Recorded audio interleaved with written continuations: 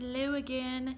We're going to do the third and final book of Miss Nelson, and this one is Miss Nelson Has a Field Day. So the first one is Miss Nelson is Missing, then Miss Nelson is Back, and then this one is Miss Nelson Has a Field Day, and Edgar is my support system yet again. So he's hanging out with us. For some weeks now, gloom had blanketed the Horace B. Smedley School. No one laughed, no one threw spitballs, no one even smiled. And Miss Nelson, she was worried. Everyone was down in the dumps. Hamburgers, again today. Even the cafeteria ladies, they'd lost their sparkle. Mr. Blainsworth was so depressed, he hid under his desk. "It's the worst team in the whole state," he said. And it was true. The Smedley Tornadoes were just pitiful. They hadn't won a game all year. They hadn't even scored a single point. And lately, they seemed only interested in horsing around and in giving Coach the business. "Why practice?" they said. "We're only gonna lose anyway." "We're in for it now," said old Pop Hansen, the janitor. "The big Thanksgiving Day game is coming up, and the werewolves from Central, they're real animals. They'll make mincemeat out of our team." "Well, what's to be done?" said Miss Nelson. "We need a real expert," said Pop. That afternoon, while Miss Nelson was grading papers, she heard wild laughter. It was coming from the teacher's lounge. Coach Armstrong had cracked up. "Let's make us a fresh pot of coffee," said Miss Nelson. When Coach had finally calmed down, Miss Nelson took him home in a taxi. "You just need a nice long rest," she said. The next day it was announced over the PA system that Coach Armstrong would be out for a long time with the measles. "Well, who's going to take his place?" asked the kids. When Miss Nelson passed by Lulu's after school, a serious discussion was going on. "We need someone who can really get the team into shape for the big Thanksgiving game," said one kid. "Someone who knows how to get results." "It's really too bad that Miss Viola Swamp isn't around," said another. "Who?" said a kid who was new in town. "You've never heard of the Swamp?" said the first kid. "The meanest substitute in the whole wide world? She's a real witch. She'd have no trouble getting results." Mr. Blainsworth also happened to overhear. He said.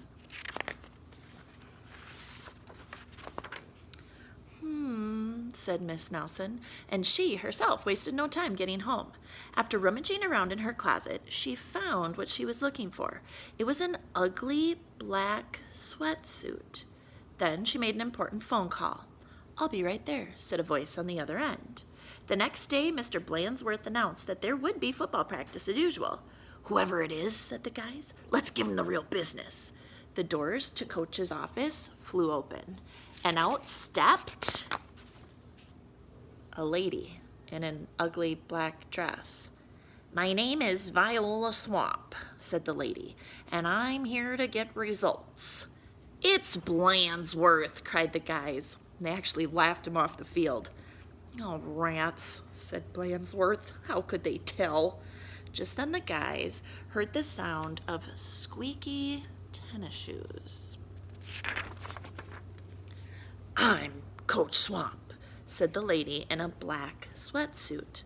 "Holy smoke," cried the team. "The Swamp?" "Coach, don't you forget it." The team's fullback tried to pussyfoot away. "Not so fast, Mr. Smarty," said Coach Swamp. "Wow," said one of the guys. "Did you see that tackle?" Coach Swamp was a real expert. She put the team to work right away. The guys had never done so many leg raises. "More," said Coach Swamp. They had never run so fast. "Faster," yelled Coach Swamp. "This is murder," said the guys. "Pipe down," said Coach Swamp. In only a matter of days, the Smedley Tornadoes, they were looking better. Coach Swamp really gave them the business. Mr. Blainsworth was a little puzzled, however. "Who is this Miss Swamp?" he said. "Maybe Miss Nelson knows. I'll go ask her."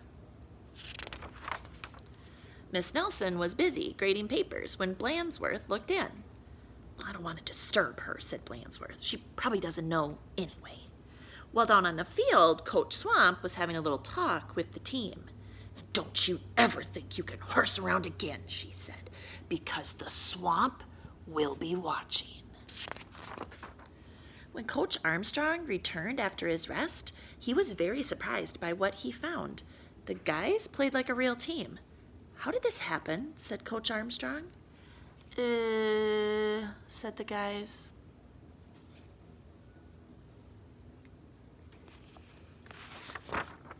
On Thanksgiving Day, the tornadoes clobbered the werewolves 77-3. It was a great day for the Horace B. Smedley School.